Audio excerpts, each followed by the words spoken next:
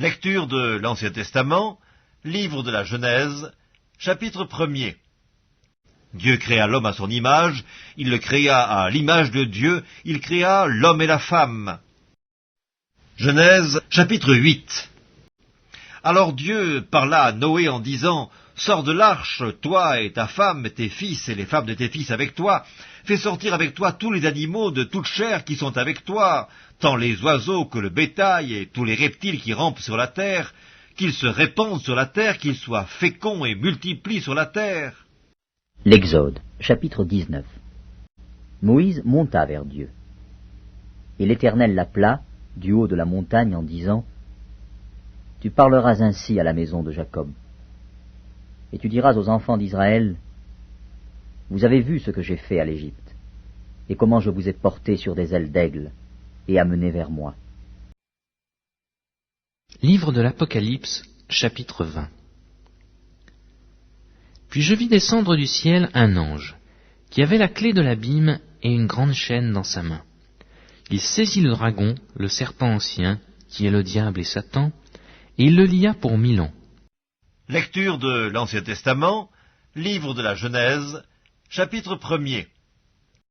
Dieu créa l'homme à son image, il le créa à l'image de Dieu, il créa l'homme et la femme. Genèse, chapitre 3. C'est ainsi qu'il chassa Adam, et il mit à l'orient du jardin d'Éden les chérubins qui agitent une épée flamboyante pour garder le chemin de l'arbre de vie. Genèse, chapitre 4. Adam connut Ève, sa femme. Elle conçut et enfanta Caïn, et elle dit, « J'ai formé un homme avec l'aide de l'Éternel. » Genèse, chapitre 8. Le second mois, le 27e jour du mois, la terre fut sèche. Alors Dieu parla à Noé en disant, « Sors de l'arche, toi et ta femme, tes fils et les femmes de tes fils avec toi. » Genèse, chapitre 11. Les jours de Térakh furent de 205 ans, et Térakh mourut à Charan. Genèse, chapitre 12. L'Éternel dit à Abraham, « Va-t'en de ton pays, de ta patrie et de la maison de ton père, dans le pays que je te montrerai. » L'Exode, chapitre 19.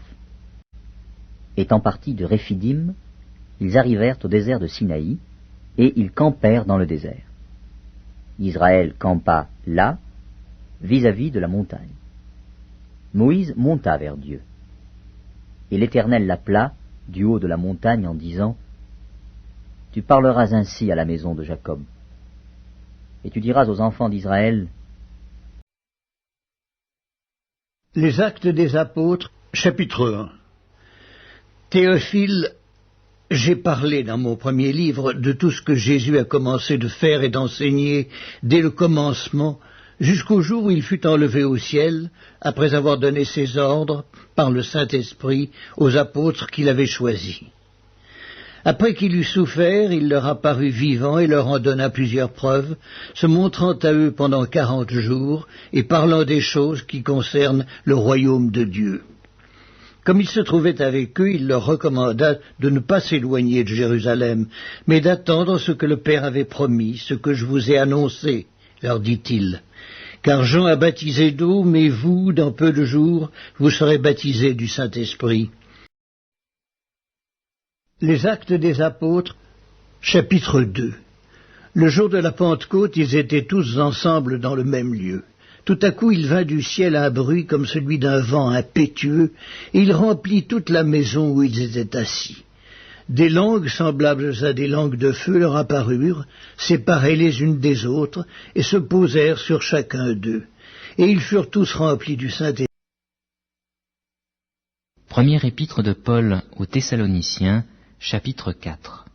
Ensuite, nous les vivants, qui serons restés, nous serons tous ensemble enlevés avec eux sur des nuées, à la rencontre du Seigneur dans les airs. Et ainsi nous serons toujours avec le Seigneur.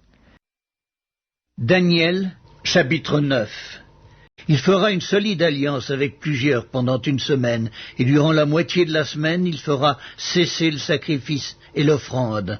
Le dévastateur commettra les choses les plus abominables jusqu'à ce que la ruine et ce qui a été résolu fondent sur le dévastateur.